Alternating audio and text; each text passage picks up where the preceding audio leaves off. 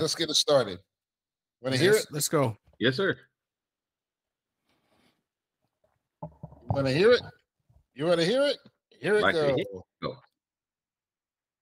Welcome to the 43rd episode of Born in Trouble. I'm your host, John X.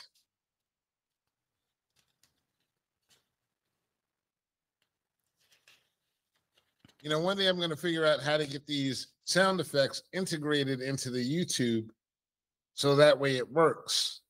You know, before y'all came in, and I'm going to spend more than 10 minutes trying to figure it out too.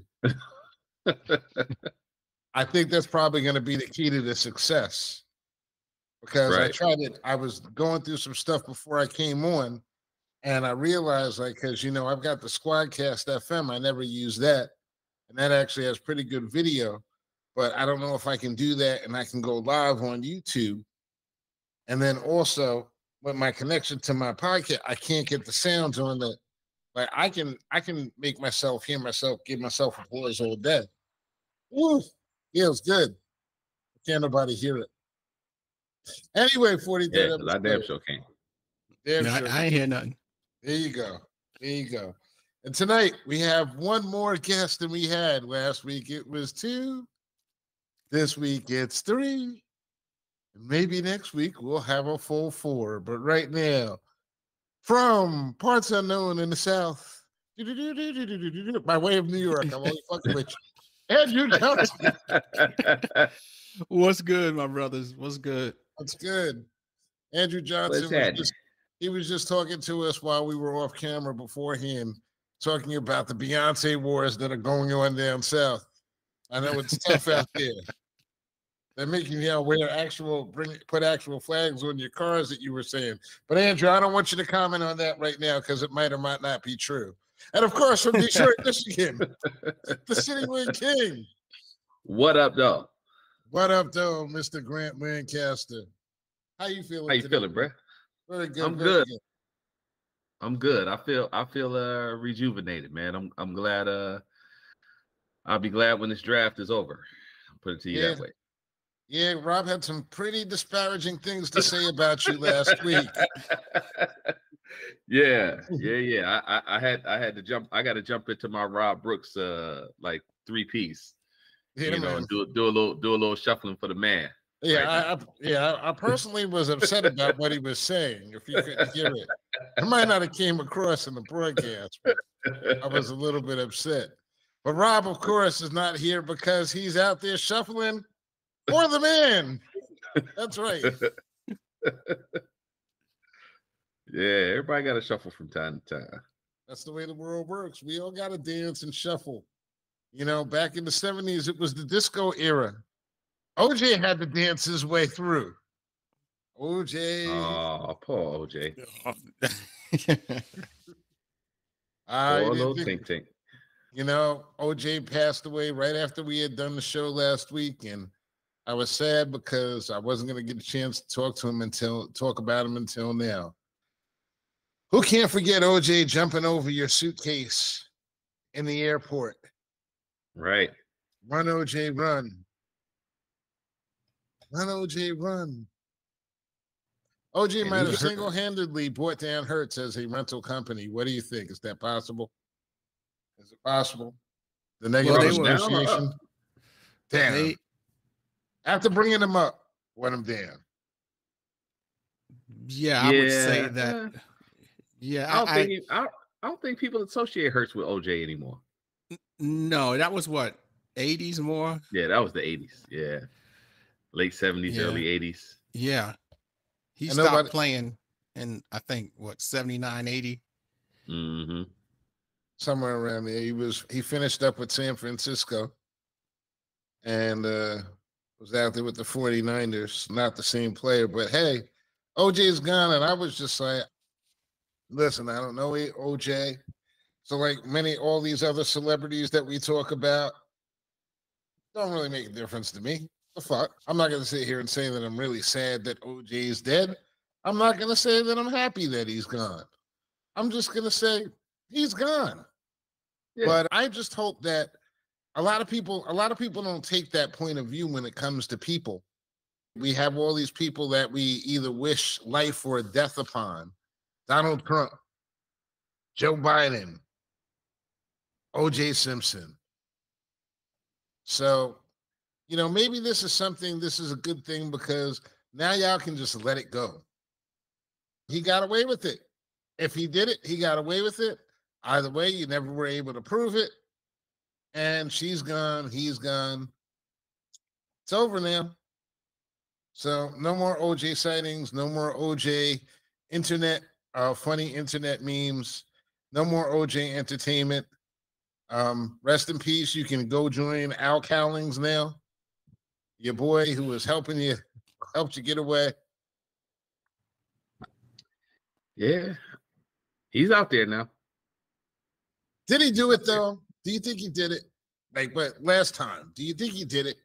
Any one of you guys, tell me. I know you don't seem to be enthused about having this conversation. So, well, go ahead, Grant. I'll say I just found it hard to believe that he did it, and there was no gallon of blood on him. You know what I mean? Or anywhere near anything that he did. I just, that was the only thing that troubled me about it. Whether he did it or not, I don't know. But I physically, just based off of the physics of it, I found it hard to believe. Now he may have been there watching. He may have been there watching while somebody that he paid to kill her killed her. But yeah, well, that was my theory. I think that there was somebody else there with him.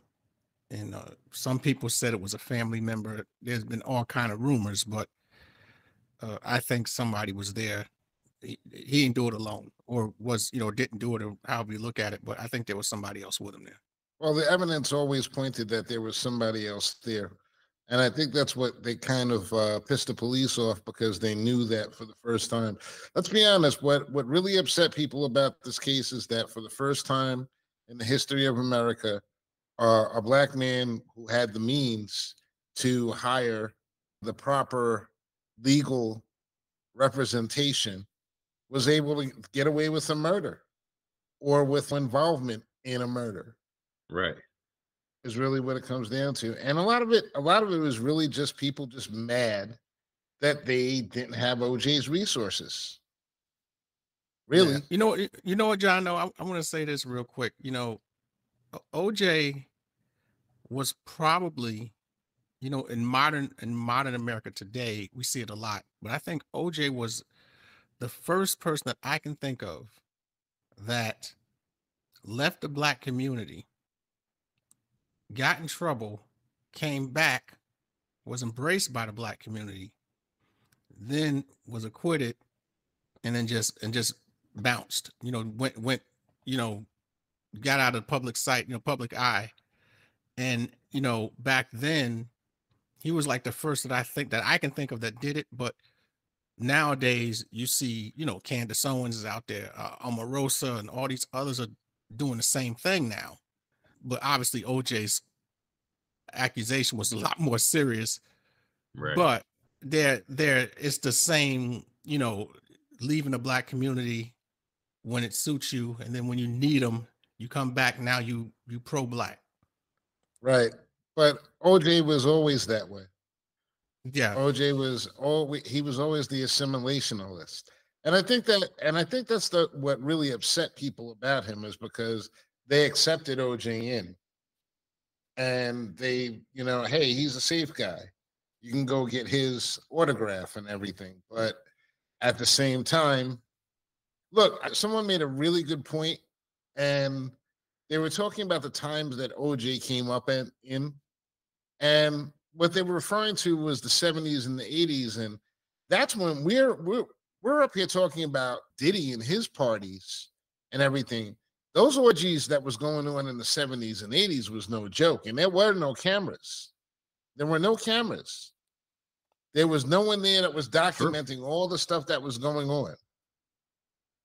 Well, that's why when I came on the first time, I was so glad social media wasn't around, when nobody was documenting everything. But, some of the older rappers from the 80s, they were saying that the rappers today, they talk about stuff that they did, but and it's out in the open in public, and you could see it. They said those same things happened, but they didn't really talk about it. Right. It was more of, it was a secret. You just did what you had to do, and then you kept it moving. But now everybody wants everyone to see them doing things just to get, like, as the younger kids say, they now you see I got the receipts. So it's more like that than it is, back in the day. Receipts just get you sentenced. Yes. Yeah, but it's all about the popularity, though. You know what I mean? So the popularity is what they looking for, the likes or whatever. So you record this stuff, you post it, and then you get popular for a minute, but then you get arrested. You can be the most popular. You can be the most popular new boy toy on the fucking cell block. Honestly, right? Putting all your business out there on the internet. That's what these kids don't get. Like the police, they laugh at black people. We are not like, there are a lot of differences between black people back then and black people now. The biggest difference is like exactly what we just said. Cats had bodies and they were sitting at Thanksgiving tables with manners, afraid to say anything to their mama because they didn't want to get smacked upside the head. There were levels to different things. You didn't go out there. You didn't need somebody. You didn't walk into somebody's house and grab their daughter and kiss her in front of the dad. And like, it's so funny. Right. Right. You being disrespectful is a funny thing. That shit wasn't tolerated. That shit would end the dinner in the 70s. Some of these cats, they get in a time machine and they go back to the 70s and try to act the way that they acting and everything and just go meet some of their own family members. And some motherfuckers ain't gonna last but 3 hours in their own families. Mm-hmm. Your blood would beat the shit out of you. Am I wrong? Y'all ever fight your cousins? Absolutely. Yeah. That's how I learned how to fight. So right. It was survival. That's survival.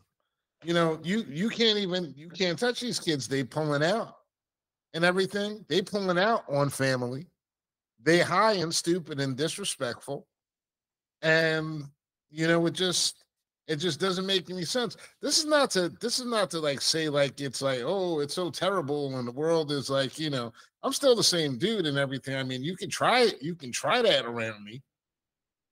I don't know how it's going to work out for you.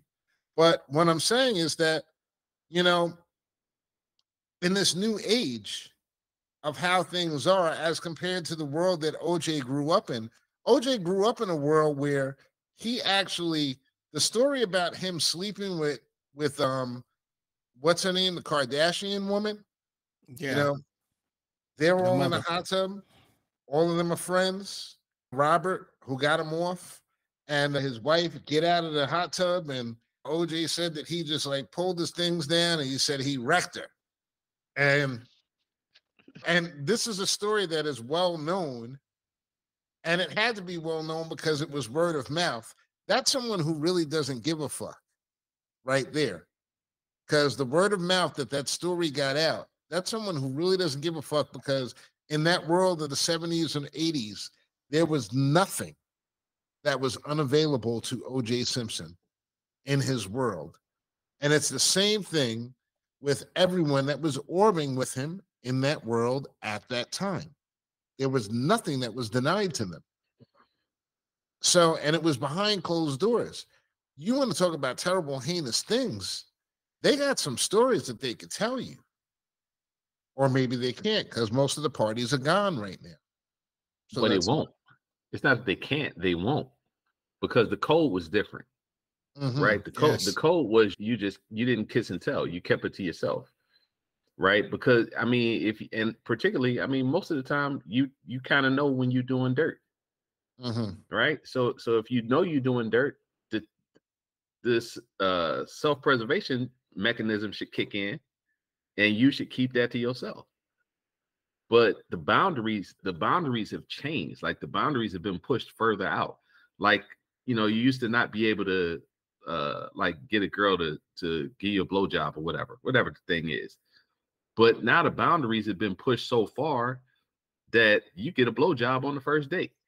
Yeah, those kids in the 90s, like they really knocked that one out the park. Yeah. They were like, you know, they had those girls giving them blowjobs all over the places. You know, right. if you listen, if you're sensitive to this topic or the truth of what was going on, it's like all you have to do is like popular culture mirrors culture. And if you look at the movies that they were making in the early 90s, you had these people, what were they doing? They were throwing sex parties. Their high school parties were kids walking around in their underwear, going from room to room, dropping what was that? It's not Molly. Acid. What was that? No, Acid. what was the LSD. drug at the time? No, it was something sexual like ecstasy. Was it Prelude? Ecstasy. They're all doing ecstasy pills, going to parties, and this is what they did. That's what they did culturally. If you think about it, those kids that were teenagers in let's just say 1996 to 2006, those are your like 30 and 40 somethings today. Is there a wonder that they don't understand how to have a strong relationship or how to build a relationship? Is there a wonder why they struggle with intimacy in a place where they don't understand how cheating perhaps is such a bad thing? Because they didn't really grow up with that. They grew up with sex parties. Well, John, you know what it is too, though, is people are not right now, like a lot of people are unaware of consequence. Like, you know, some people think that they can literally do whatever they want in a relationship or even, let's just say they want to have some, you know, a girl wants to have some hot girl summers with her friends, or she wants to set up some type of an OnlyFans page, make some money. Then she thinks when she stops and she doesn't do it anymore, that she's going to pick when she can get married. Okay, now I'm ready to settle down and be a housewife, or I'm ready to be married and have a family. Mm-hmm. And they're totally unaware of the consequence of what they do. Like they think that it should just be swept under the rug. I heard a girl one time say, she said that body count, not only should body count not matter, but if the guy used a condom, that don't count. So they think in these types of ways. Like they really, the thinking is so warped, and there's no accountability for it, that they believe it. And so it makes it, this is where we're at, you know. So nowadays, if you're meeting a girl for the first time or something, she's attractive, you like her, you got to check and see if she's got an OnlyFans account, or she's got some type of some money making venture where she's selling herself, basically. And so it's very problematic. I can see why today some of these guys are really reluctant to get married, because you just don't know what's out here. A lot of them been ran through, and not in a good way. Yeah. Right. But that's isn't that part of this whole kind of not wanting to go out and get a job. I feel like I'm entertaining enough, or in the case of these young women, they feel like I'm attractive enough, or you know, to do an OnlyFans, you know, or whatever, and not realizing that I think they don't know what they want, for one, but the there's no good men rhetoric has been out there since the 80s, you know, whenever that rhetoric started coming out, you know, the whole just men not wanting to get married, the lack of men, all that kind of stuff just kind of leads women toward that. Well, I got to do it on my own. I got to make my own money. And this is an easy way to make money. I don't really want to get a job, but if I show my titties online, then maybe I can make a decent living. You're not wrong. It's times like this when we're having conversations like this that I'm grateful for the fact that I was so close to my mother. And let me explain to you why I say that. And it's because of the fact that what I'm about to say, this ain't coming from me. This is coming from Miss Mary, R.I.P. Mm-hmm. You know, and you know Miss Mary, she would break it down for you. Yes, sir. She'll break it down for you and explain it to you. So, I mean, what it is that the parameters, it's like, I watch all these, this stuff like this week, Last week I had watched a couple of TikToks and I had gotten triggered. This week I didn't watch hardly any TikToks because I have no time to be triggered. It's like I don't want to put my mind in that place. But all I kept thinking about was my mother when she used to say, "Well, women set the standards for everything. They set the parameters. Women set the barriers." And what these women aren't realizing is that they've set it's not the men that are setting the bar low, it's the women. Because the women are accepting cash for their goods, for a peek at their goods, for their sexuality, for their sensuality, for their, even for their time sexually. Everything is based upon money. It's all based upon money. And you're not setting any moral goals, but a woman has so much power naturally, just because of the fact that she's the mother of your child. I said this, your mother. I said this last week when talking to Rob. I'm like, yo, the first woman that you love is your mother. The first woman that you respect is your mother. Most men will do damn near anything for their mothers. If their mothers tell them not to treat a woman in a certain way, they're not going to treat them in that way because they don't want to disappoint their moms. And these things were all societal things that kind of worked their ways through. Where it all ended and where it all started to end and crumble is really with this conversation is with the hosts, with the whole talk. I'm watching these shows from the 70s and these women, I watched The Love Boat, and I swear to God, it cracks me up the number of times that the plots are a man and a woman on a cruise to try to get their thing back together because the man has been having an affair for a lot of years, but he wants to give his wife another chance. And the wife is so grateful. Like, oh, it's so great that you're not going to leave me. Yeah, you've been fucking married for around the corner 3 weeks for the past like 3 years and everything. And the only reason why you broke up is because she dumped you. But I'm glad that you're still willing to come and bring that mediocre sex on home. You know what? There's now, remember when women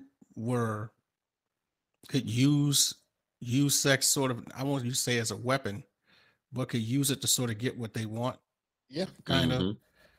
It's so devalued that it doesn't have value anymore. Thanks to the host. Like it used to. And you can't, so guys are looking at girls now. If he meets a girl who's legitimately saying, I'm going to wait a month, 2, 3 months before we do anything, he looks at her like she's the oddball because all the other girls are doing it when they feel like it. Well, let's be honest. He has a choice at that point in time. He can either tell her, you fucking crazy. You know what I'm saying? I'm not spending all this money on these more than Cheesecake Factory priced restaurants and everything, only to go home and catch blue balls every night. You could say that to her directly. You could continue to woo her and not worry about it and just go home and get you an alcohol service when you get home. And an alcohol service really isn't that difficult. If you have Facebook, you know people in your neighborhood, in your area, and everything. All you got to do is, oh yeah, I'll come see you, but I'm kind of short on my bills. I could use $250 to pay my light bill. Come on over. That's within the budget. And continue to date the other woman, and she's none the wiser. And it doesn't make any difference because she's put a price on it. Basically, what women have done is they've made it easy for hoes to access the good men. You wonder where all the good men are. It's because you've made it easy by making it acceptable. It's acceptable for that woman to go out and do that hoe service at the end of the night. And you can't shame her. You can't stop her morally. It's wrong for you to get in a group and say, hey, you know what? Maybe you shouldn't be fucking my boyfriend. So I think hoes have always had an easy time getting whatever man they wanted. But I think where the shift happened is, I think as a wife, the perception is that the wife is the servant, and the mistress gets all of the fun.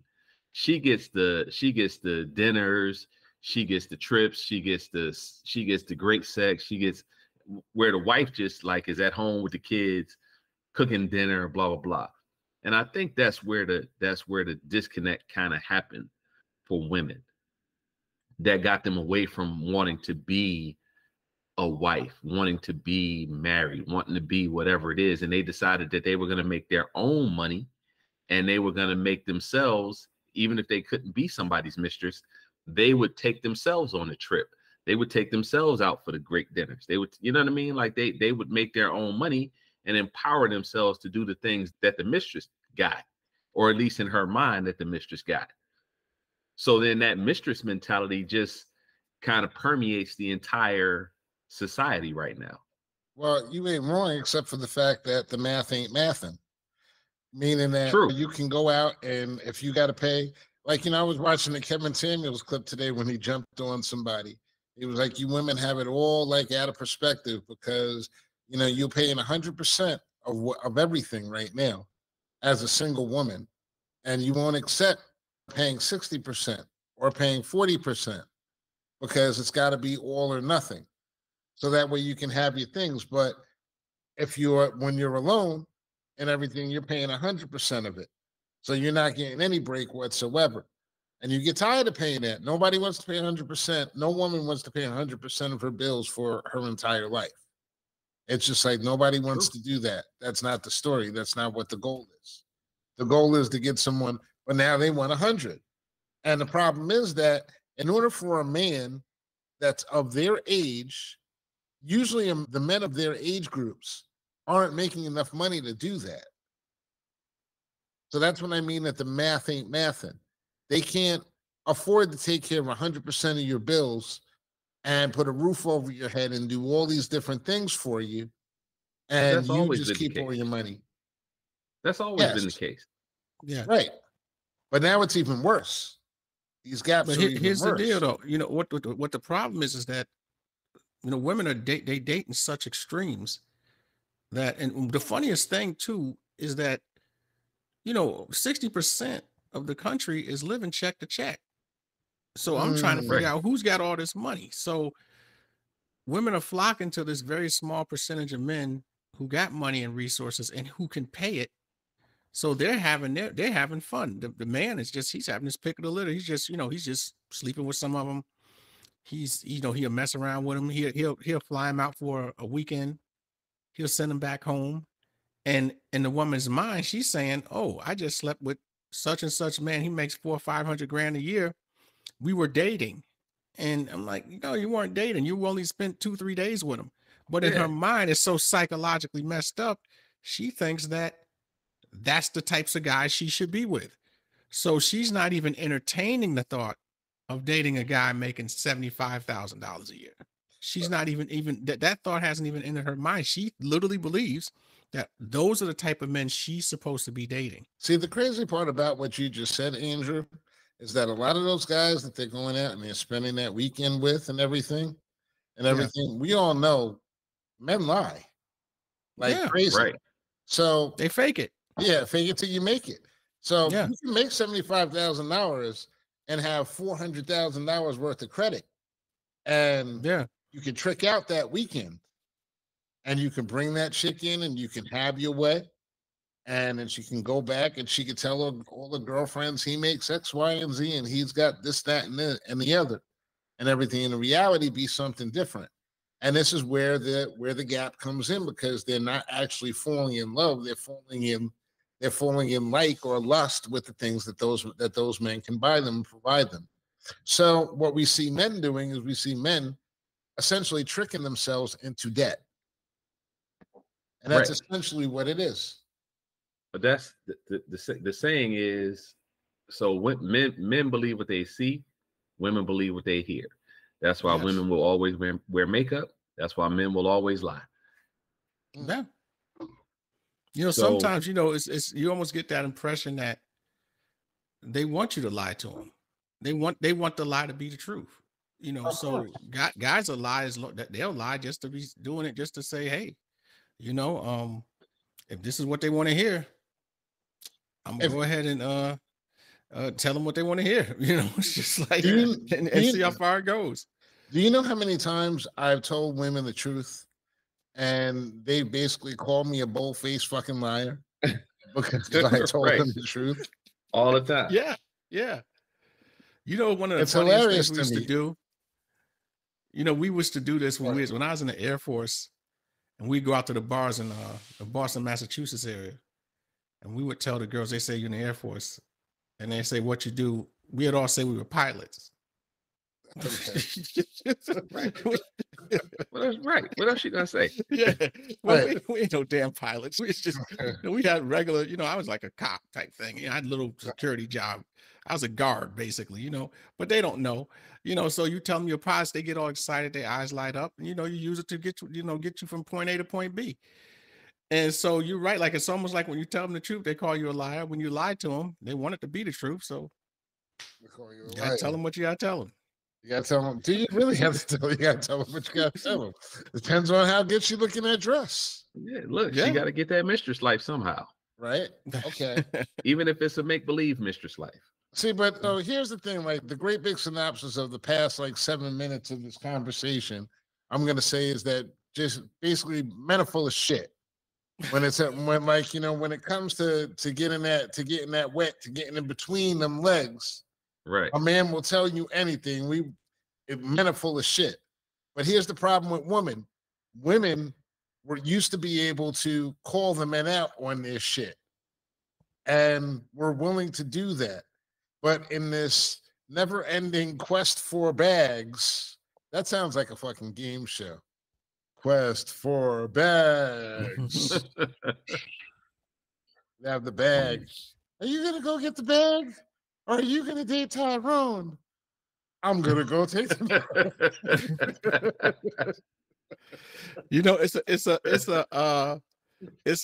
door that women walk up to. There's 3 doors. The door to the left is Tyrone. Mm-hmm. The door to the right is getting the bag.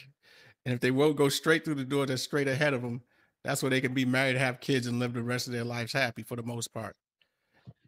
And nowadays, the girls are picking either Tyrone or the bag. Right. Right. They're not walking straight, you know? Yeah. Well, I mean, did you hear the commentary last week? I don't know if y'all listened to the show last week, but Rob and I were talking about the poll, and the poll was about Black women choosing. They had a choice of having a child in the house. I mean, a man in the house who was present and active. Oh yeah, I heard that. Yeah, or like a man that's actually just going to pay child support. And like 99% of these women took child support. So it's like, to me, it's like that kind of, if 99% of y'all are taking child support, I don't think that y'all really have a right to even have a conversation or tell somebody about their choices of who they choose to be with. You know what I'm saying? No. Y'all just basically out here, you just basically just saying we hoeing it. We hoeing. That's we it. Don't care. We're not looking for partnership. We're not looking for companionship. We're not trying to listen. It's a matriarchal society that we want anyway. So y'all niggas can just like beat feet and everything. Why would a Black man talk to that? And just like, it's so sad because just a few years ago, it was like Black love and a Black man and a Black woman together and everything. And I guess like those relationships have run their course now, because now what we're getting is I want the bag. It's just like, it's just so sad, what it is, bro. It's the child support vehicle is the Mercedes C250. So you see a woman driving a Mercedes C250, she's getting child support. Mm-hmm. And so they want the baby, and they'll get the check, and they do it on their own. So it's like, if I can get $1,000 a month, that knock out the rent, mortgage, or whatever we're paying, or $1,500, whatever the number is, the higher, the more money the man make, the more money she get. So you get to a point where I can live the standard of life that I want to live, and The guy don't even have to be there. I don't have to deal with the relationship. You got that, and then you got the other type of woman who goes out and has the babies with Tyrone. That didn't work. They never got married. And they come back into the, out here dating, and they're looking for marriage, and they have high standards. So the new guy, they want the new guy to make the money. They want the new guy to take care of Tyrone's kids, and he can't discipline them. So that's what they're selling. Right. So this is some of the reasons why men are not getting married. They're looking at what they have to choose from. And women, you'll say that there's not a lot of good men. There are good men, but they don't see them, because either women date in extremes. Either they go for the top of the top, or they go to the bottom of the bottom. I did a show, I think last week, when we were talking about this, and I said that a woman will not date an average man working a 9-to-5 job that makes a reasonable salary. She would rather date a dude who's unemployed, or a struggling musician, a creator type, say a artist or a struggling rapper or struggling R&B singer. Well, because they'll date that guy. They'll date that guy before they'll date stability. Well, because that person has enough time to. I'm sorry. Let me just guess. They have enough time to pay attention to her. Yes. Because and they'll cater to them to an extent, because they know they don't have anything. So that guy who's not working will do things for her that the guy working a 9-to-5 just isn't going to have time to do. So some women will be willing to pay the bills to get that type of attention from a guy that will do those things that she wants. And like example is, he can't, that unemployed guy can't complain if she puts on 30 pounds. What are you going to say? She's paying the bills. Well, he can't say nothing. So she can do what she kind of wants in that situation, where he has to, deal with it, where the guy who's responsible and working, he's going to say something. He's going to tell her, like, if you out of pocket for doing this, you ain't, you have to hold up, tighten up. You got to hold up your end of the deal. So, well, so go ahead, Grant. On some, and just real quick, on some level, so I agree with what Andrew's saying, but on another level, though, I think that a lot of women just are not on a good man's radar. You know what I mean? Because you ain't qualified for what you're not really qualified for what you think you want. And I think that's where the real crux of the matter is that women think that they make the choice, and on some levels they do. But if a man is just not hunting you, then you can't choose him. Right? Well, yeah. That's true. And the thing is, you're right, Grant, because there's a lot of the women who want those guys, the higher up type guys, they're not qualified for those guys. They're not, but what they're offering, that's not what those guys want. Well, look, let me just stop, because I don't ever want to make a show or make it seem like, during a show that what we're doing is like bashing women. No, and I agree. Smashing. So it's like, I don't want it to go too far. But, I do want to say this, though. When men stop holding women accountable and allow them to start doing everything that they wanted to do, that was the end of fucking society as we know it. Yeah, I didn't want it, John. I didn't want it to sound like that. Look, I don't want to sound like this, but listen, I can't not tell the truth and everything. Yeah. So it's like, this is what it really comes down to, because what I've been trying to figure out is where it all went wrong and how can we get it to a point where it's where it makes more sense and everything. And I know I'm making these like gestures, like I'm like actually holding boobies. I'm trying to hold them right. So John, you know what though? I think everything eventually reverts back to the mean. So when something goes too far extreme in one direction, it has to come back to its natural order. Natural It's just order. a matter. Well, it's just a matter of, you know, how many times you're going to get knocked upside the head before you start to realize that what you're asking for is not attainable to you, or the man or the woman. Because John, on the man side, he's looking at a lot of these little short reels, and they got these girls with all these fake body parts. And in his mind, if he's looking like, oh, I'm supposed to be trying to get a girl that looks like that. So his mind is warped, just like the woman's mind is warped, because he's looking at all of these women, you know, he's looking at these women with all, it's like there's fake hair, there's fake lips, there's fake eyelashes, there's fake butts, there's fake boobs. And these women are walking around, and he's seeing all of this because all of these women now are starting to look very similar. They kind of have that Barbie doll look. So he's thinking, hey, this is the type of woman I'm supposed to be with. And so the women thinking that, okay, this is what they say they want. They seem to get stimulated when they see these types of women. So I'm going to make myself look like that. I heard a woman say, literally, she's like, I spent $150,000 on this body, so I'm entitled to a guy who makes $1 million, you know, is a millionaire.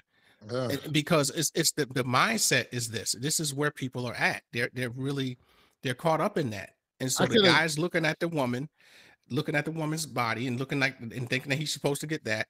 The woman is looking, you know, at the resources, and she's not qualified for it. And so both of them are ending up with nothing. He could have called Orlando and taken that $150,000.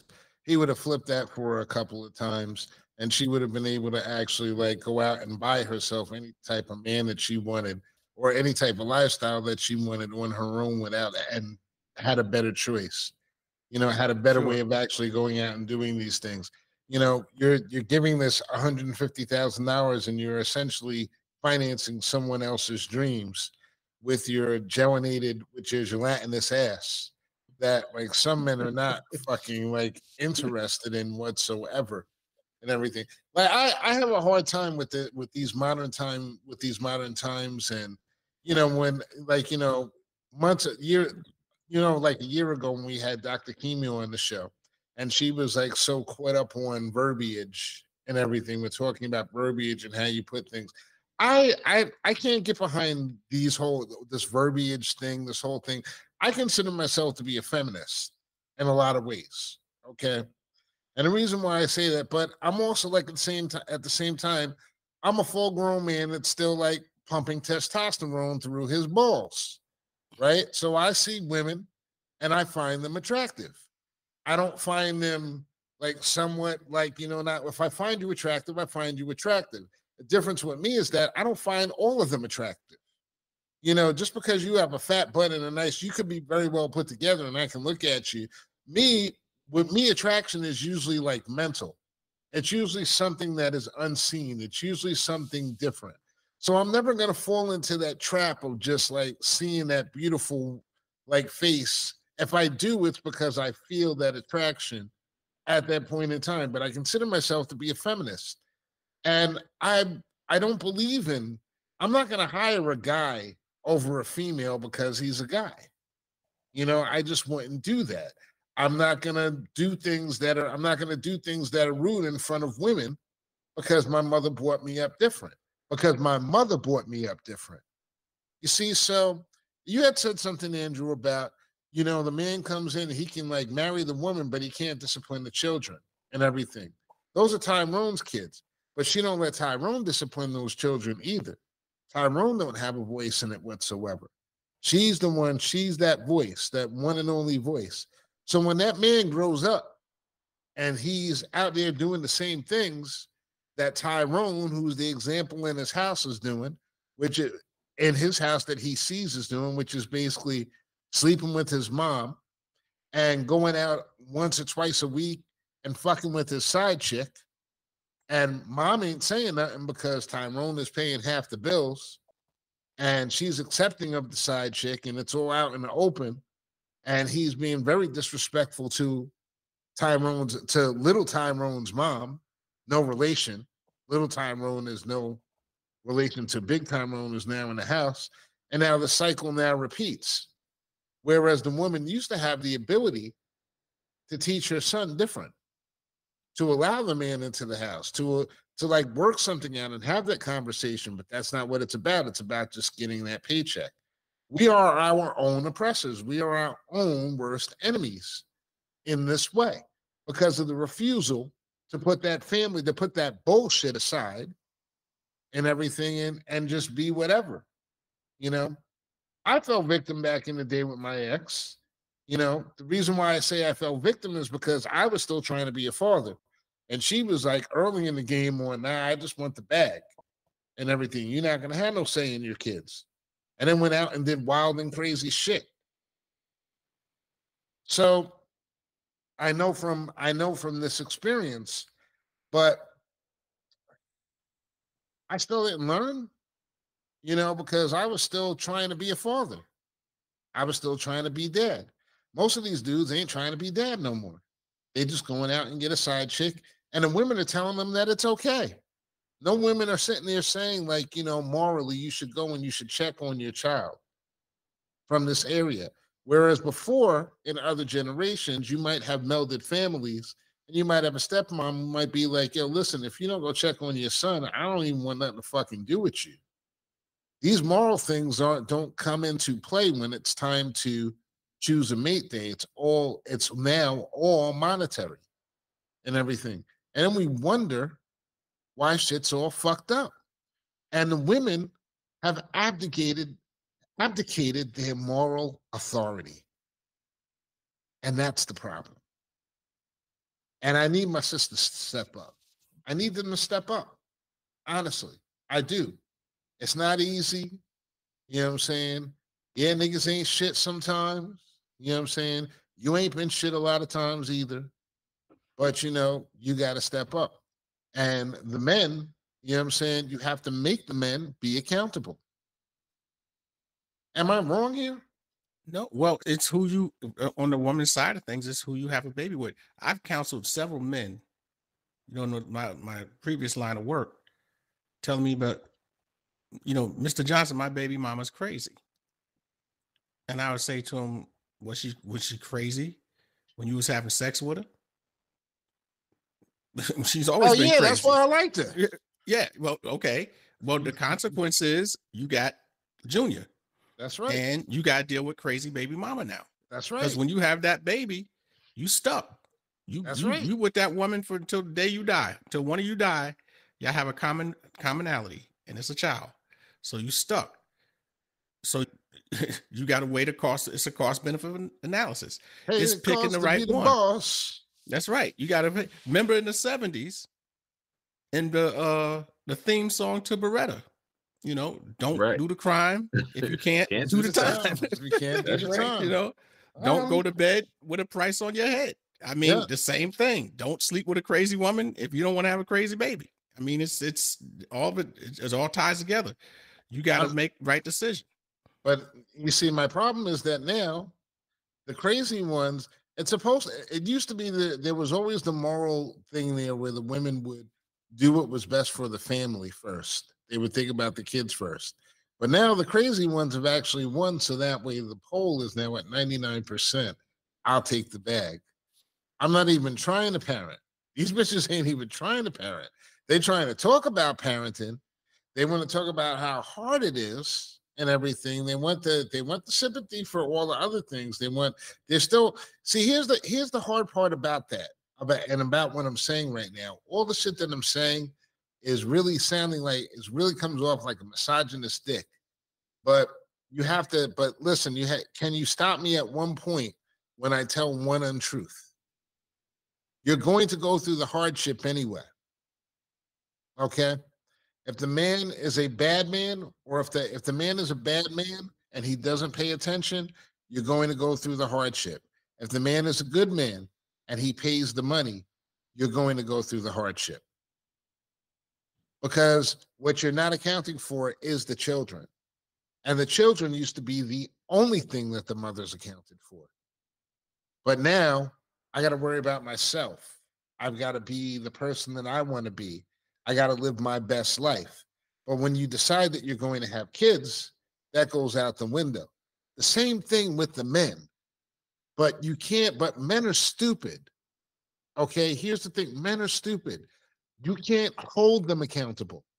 They can't be held accountable if they don't have an example. If the woman is not setting an example, the man just don't fucking know. You kept the father away from him. So the example that he has is you. He is your, what is that? What is it that you were saying, Andrew, before? No, the son husband. The son husband. You have elevated that motherfucker before his time because of the fact that the reason why you elevate him is because he has no power. He has no power. All he can do is watch you as you go left and you go right. You have now decided that when you decide you're taking that bag, you are now taking on the entire bag of responsibility, morally, personally, everything. And it just doesn't stop at the bag because your wards, you have children that are your wards. It's just like fucked up.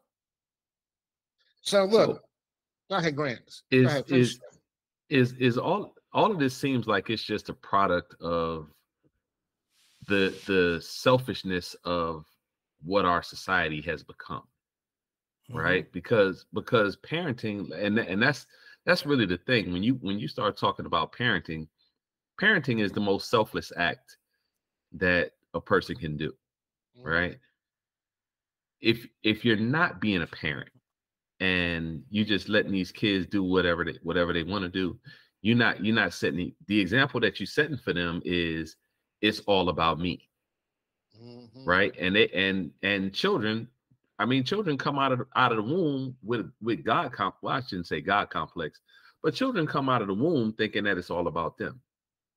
But that's something that they kind of learn, because when they cry, you acquiesce to whatever it is. If you feed them, if you change them, whatever the thing, you play with them, whatever it is.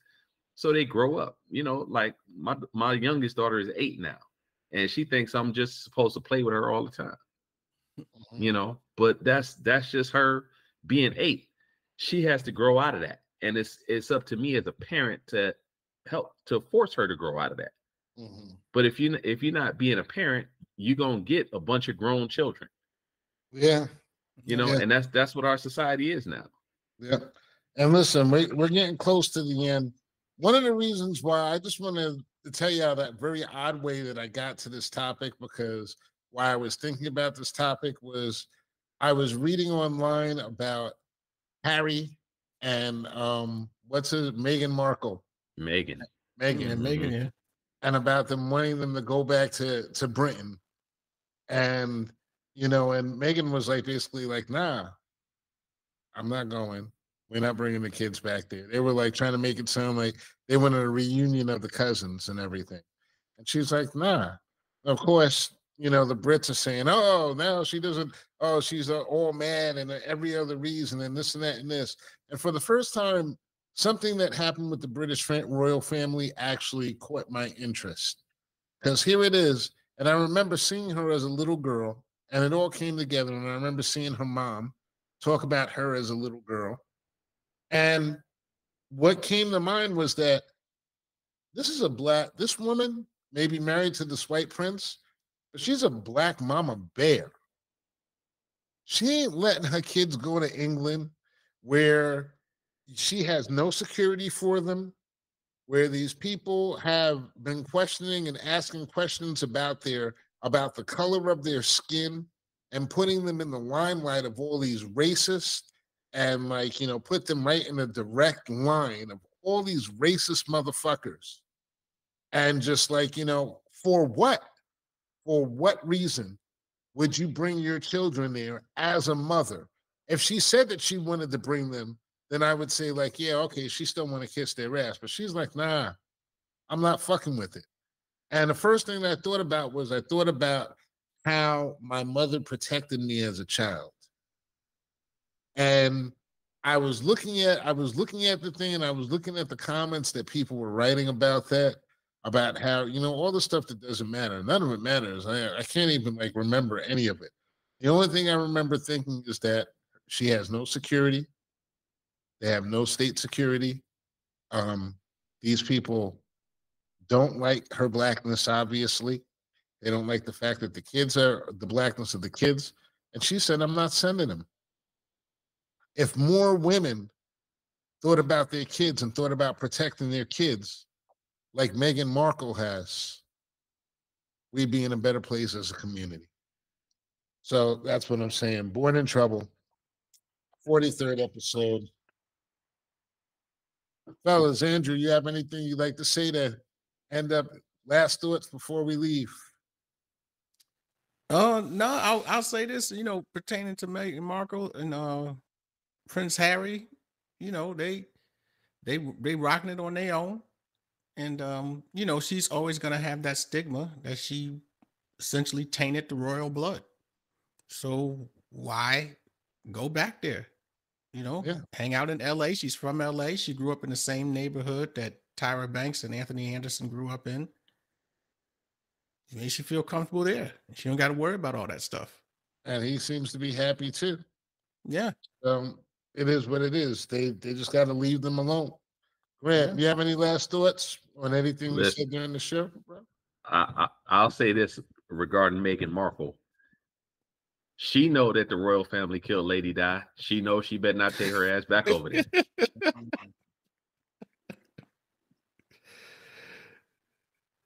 Sure, you know, Richard Pryor said, you know, I don't want to be no accident. Right. You know, right. Yeah. Trouble.